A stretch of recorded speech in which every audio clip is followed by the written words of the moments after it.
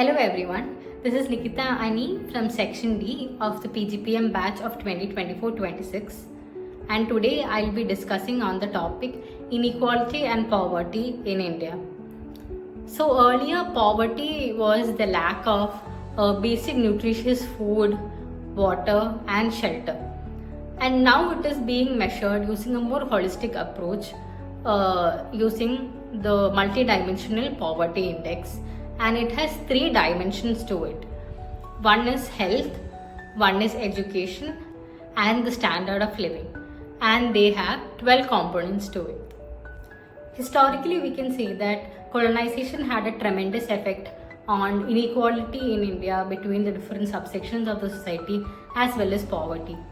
Post-independence, in India, unlike different developing countries, actually had a major focus on poverty alleviating policies across all of its terms, but there was more of a focus on socialistic policies, and thus after the 1991 reforms we could see when the economy opened up to liberalization, there was a major improvement in the poverty in India. The earliest efforts to measure poverty was based on the cost of a meal and the calorie intake and such,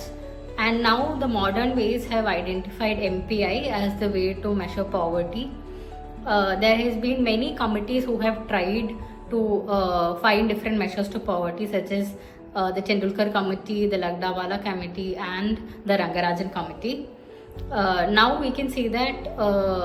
MPI is used to measure poverty, and there has been a clear demarcation in the MPI values of rural compared to the urban areas.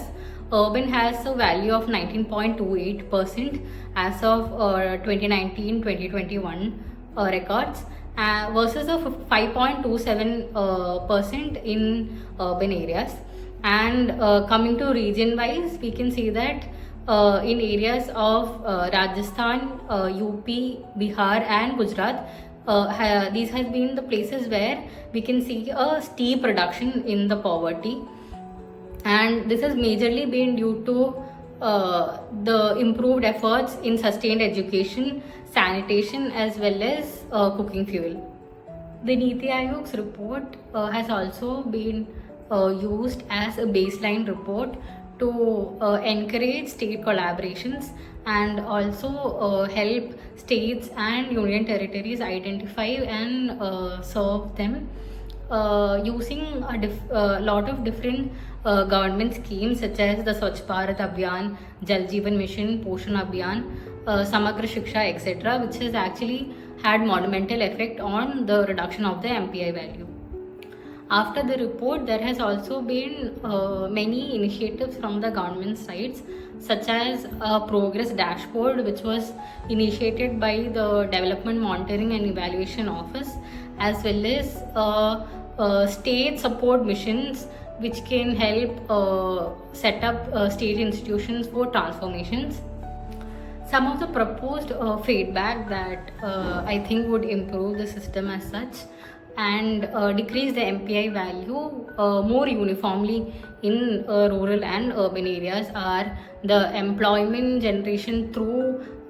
supporting MSMEs and education and skill development, especially vocational training, and improving school infrastructure and the basic education system in the rural areas, especially financial inclusion, expanding the access to microfinance and digital banking, and also strengthening the social welfare system. Some of the barriers to the implementation could be the bureaucratic effects. I would like to conclude by saying that India has come a long way from being a colonized country to now on the way of becoming a superpower nation, but there are still millions who struggle daily. So a multi-pronged approach on the jobs, education and welfare is essential to eradicate this poverty.